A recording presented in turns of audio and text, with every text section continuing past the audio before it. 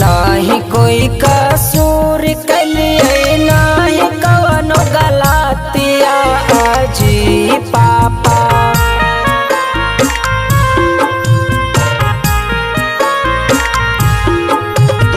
नाही कोनो कसूर कलिए नाही कोई गलतिया अजी पापा।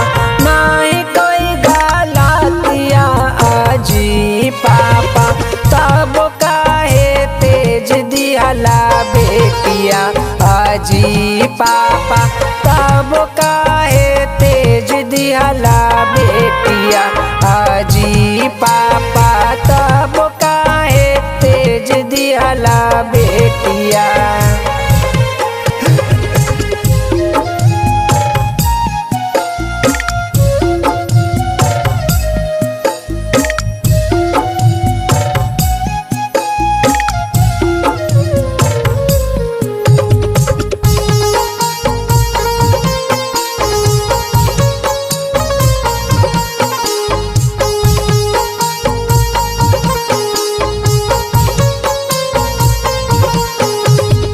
माई के दुलारी हलिए पापा के जान जी। थर थर कपतो देहिया जब करब कन्या दान जी।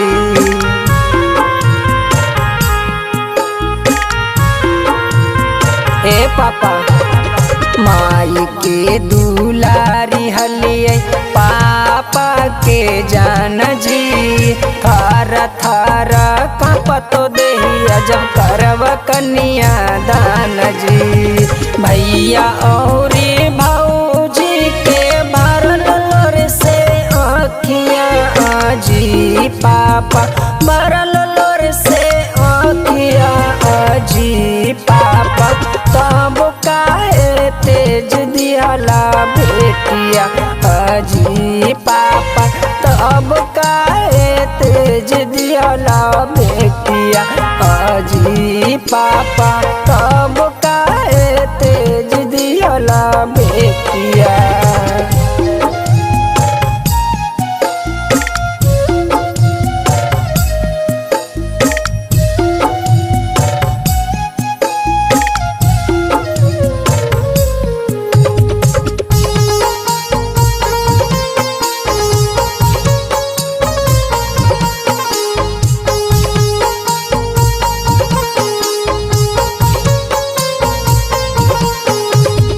दादा औरी चाचा पोछम गामछा से लोर जी।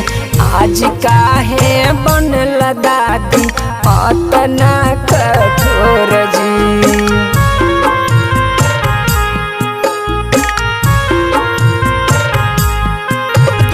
दादा औरी चाचा पोछम गामछा से लोर जी।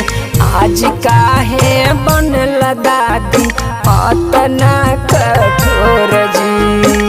खातिन राजेश नंदनी गावा है गीतिया अजी पापा। गावा है गीतिया अजी पापा।